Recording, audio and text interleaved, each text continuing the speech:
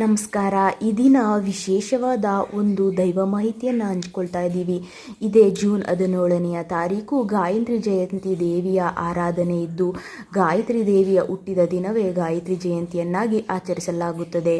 ಇಂದು ಪುರಾಣಗಳಲ್ಲಿ ವೇದಗಳ ತಾಯಿ, ವೇದಗಳ ಮಹಾತಾಯಿ, ಬ್ರಾಹ್ಮಣಿ ಅಂತ ಕರೆಸಿಕೊಳ್ಳುವಂತಹ ತ್ರಿದೇವತೆಗಳ ಅಂದರೆ ಲಕ್ಷ್ಮೀ, ಸರಸ್ವತಿ, ಪಾರ್ವತಿ ದೇವಿಗಳ ತ್ರಿಗುಣ ಶಕ್ತಿಗಳನ್ನು ಹೊಂದಿರುವ ತ್ರಿಗುಣಾತ್ಮಿಕೆಯ ಆರಾಧನೆಯನ್ನು ಮಾಡೋದ್ರಿಂದ ಜೀವನದಲ್ಲಿ ಇರುವಂತಹ ನೆಗೆಟಿವ್ ಎನರ್ಜಿ, ಕಷ್ಟ, ನಷ್ಟ, ಹಾಗೆಯೇ ದಾರಿದ್ರ್ಯತನ ಅನ್ನೋದು ಕಳೆದು ಹೋಗುತ್ತದೆ.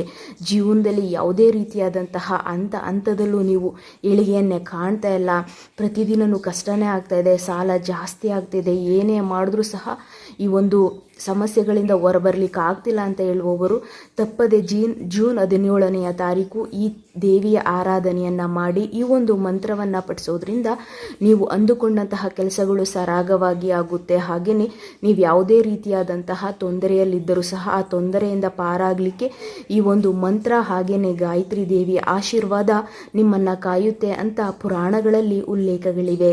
ಹಾಗಿದ್ರೆ ಆ ಮಂತ್ರ ಯಾವುದು, ಯಾವ ರೀತಿಯ ನಿಯಮಗಳನ್ನು ಪಾಲಿಸಿ ದೇವಿಯನ್ನು ಆರಾಧನೆ ಮಾಡೋದ್ರಿಂದ ನಿಮ್ಮ ಕಷ್ಟಗಳು ಕಳೆಯುತ್ತದೆ ಎಂಬುದರ ಸಂಪೂರ್ಣ ಮಾಹಿತಿಯನ್ನು ಈ ವಿಡಿಯೋದಲ್ಲಿ ನೀಡಲಾಗಿದೆ.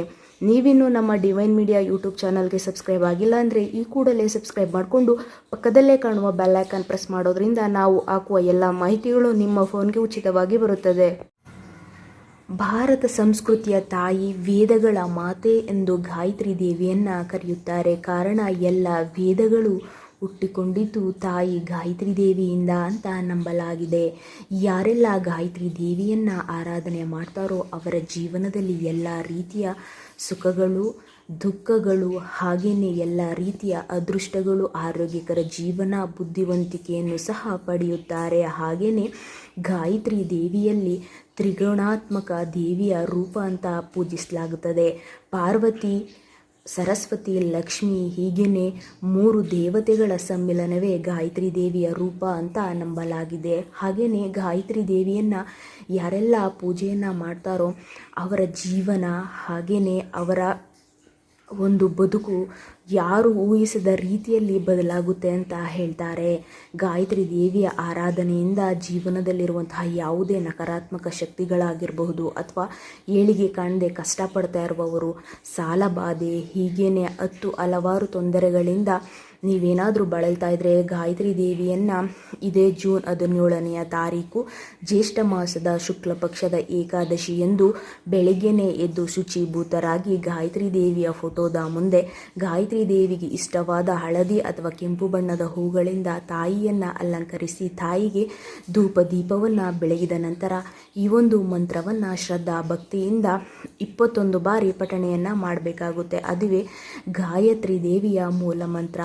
ಓಂ ಭೂರ್ಭುವಸ್ವಃ ತತ್ಸವಿತುರ್ವರೆಣ್ಯಂ ಭರ್ಗೋ ದೇವಸ್ಯ ಧೀಮಹಿ ಧಿಯೋ ಯೋ ನಃ ಪ್ರಚೋದಯಾತ್. ಈ ಒಂದು ಮಂತ್ರವನ್ನು 21 ಬಾರಿ ಪಠಿಸಿದರೆ ನಿಮ್ಮ ಜೀವನದಲ್ಲಿರುವಂಥ ಸಕಲ ಸಂಕಷ್ಟಗಳನ್ನು ಗಾಯತ್ರಿ ಮಾತೆಯು ಕಳೆಯುತ್ತಾಳೆ. ನೋಡಿದ್ರಲ್ಲ ಸ್ನೇಹಿತರೆ, ವಿಶೇಷವಾದ ಭಾರತೀಯ ಸಂಸ್ಕೃತಿಯ ವೇದ ಮಾತೆಯ ವಿಶೇಷವಾದ ಈ ಗಾಯತ್ರಿ ಜಯಂತಿಯ ಮಾಹಿತಿ ಇಷ್ಟವಾದಲ್ಲಿ ಲೈಕ್ ಮಾಡಿ, ಶೇರ್ ಮಾಡಿ, ಹಾಗೆಯೇ ಓಂ ಗಾಯತ್ರಿ ದೇವಿಯ ನಮಃ ಅಂತ ಕಮೆಂಟ್ ಮಾಡಿ. ಮತ್ತಷ್ಟು ಇಂತಹದೇ ವಿಶೇಷ ದೈವ ಮಾಹಿತಿಯೊಂದಿಗೆ ಮುಂದಿನ ಬಾರಿ ಭೇಟಿಯಾಗೋಣ.